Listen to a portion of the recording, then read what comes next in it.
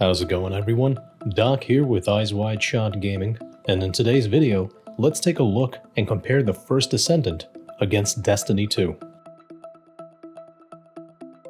If you enjoy this video, don't forget to like, comment, and subscribe as we are so close on our endeavor to 1,000 subscribers. Join us today. A titan of the gaming industry like Destiny as a whole is very different to compare to as well as compete against. But with more and more, the First Descendant beta players, fans, and overall community members keep claiming that it will be the game that kills off Destiny once and for all. Before we dive in and see what the pros and cons are of each game, as well as how they stack against each other, let's define both what Destiny is as well as what the First Descendant is. Let's begin with Destiny. Destiny is an online-only, multiplayer, first-person shooter video game series developed by Bungie and previously published by Activision. The series is now self-published by Bungie after the conclusion of their partnership with Activision in 2019. Followed by Destiny 2, which is a free-to-play online first-person shooter video game developed by Bungie.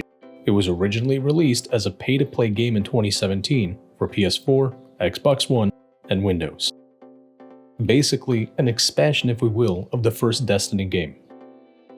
Meanwhile, the First Descendant is a third-person looter shooter powered by Unreal Engine 5.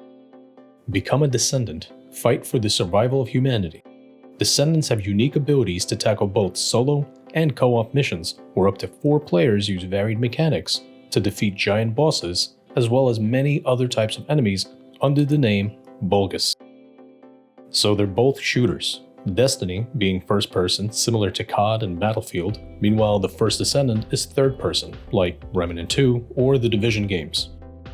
From the numerous trailers we have received as well as countless gameplay videos of the First Descendant, we have a rough idea of what the final product will be like in the end. Destiny is chock full of absolutely amazing things to do in just the first day of getting the game, such as completing light quests, starting a campaign, getting more powerful armors, as well as leveling up your character. But with all the news and developer notes we have been getting from the devs over at Nexon, we can see that the First Descendant is no slouch in that department either. From an amazing 9 base and 2 ultimate characters to choose from in the beta and more promised on release, an abundance of different weapons and weapon types, as well as an entire character build system working off of how you integrate your modules. The First Descendant is setting a standard in gaming with the finesse and attentiveness we have been yearning from countless gaming companies, publishers, and developers for years. With Destiny 2 having their last DLC coming closer and closer to release, that being June 4th of 2024, initially delayed from February 27th of this year, we can see that regardless of what game may or may not replace Destiny in our hearts, Bungie has decided to complete their product on their terms, with a promise to deliver even bigger and bolder vision for its last DLC under the name The Final Shape. Meanwhile, the First Descendant, although hasn't released yet, we can see from the delays, developer notes, and even a very recent livestream from the producer Lee Byung-jun that they not only want to get closer to the community, but are keeping their ears to the ground that we as fans and future Descendants stomp upon.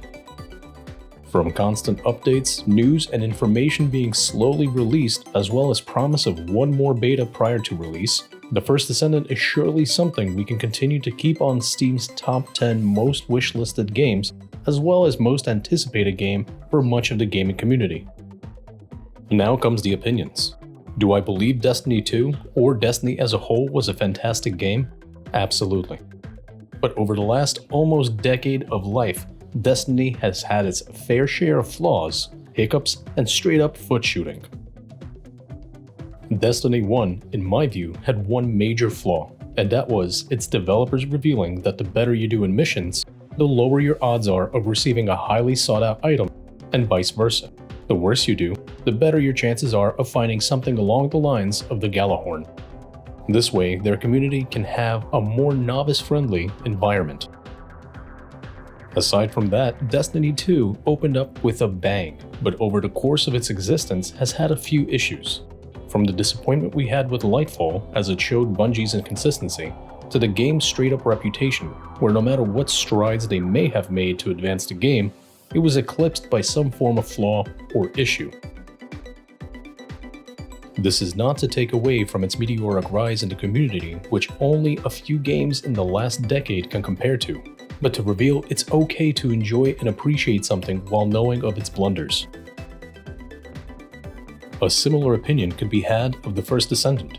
Although I believe that this game will be revolutionary, and it will rise to the ranks of Destiny and Warframe over time, I still can say that the delays of release, as well as complete revamp of many aspects that we have become accustomed to in the betas, could potentially hurt it during its release and early months. The only other way I can compare the two games are in the fact that both Destiny 2 and the First Descendant are live service games that are free to play on release date. Does that mean there won't be some form of monetization? Of course not. If we sat down and purchased all the available things Destiny had to offer, we would be spending something in a range of $500. And I see the First Descendant following suit with its option to purchase characters, weapons, and/or parts to accelerate your characters or weapons build. Both companies and their developers love money just as much as anyone else. Does this harm the game? I don't believe so, as nothing is behind a paywall. Both can and will be enjoyed without ever spending a dime. I will say this to close to fans of both Destiny and the First Descendant. Destiny has done a flawless job at exactly what it sought out to do: create a very avid fan base that either play religiously or keep coming back to see what's new with the release DLC. As far as the First Descendant, we don't have a release yet. But with the way things are going, I truly can say that we can all expect this game to rise up amongst the ranks due to its beautiful graphics, deep and emotional storyline, as well as very detailed character background stories that many of us can relate to. So we circle back to our initial question: is the First Descendant going to be the great big Destiny killer many say it will be? My answer is a resounding no, solely because Destiny has done a fantastic job at both being considered the best live service game available, as well as it will be walking out on its own terms with one last DLC called The Final Shape. But if it continued down the path it was heading, and if it was to continue to produce more DLCs well into the next few years, then yes, the First Descendant would absolutely crush it at its own game. There is room for both and enough cake to go around for both companies. We can prefer one over the other as well as play both, just depends on what you want more. Comment down below what you think. Will the First Descendant be the next big game, or is this just another fan hyping up yet another game that will flop within a month or two of its existence?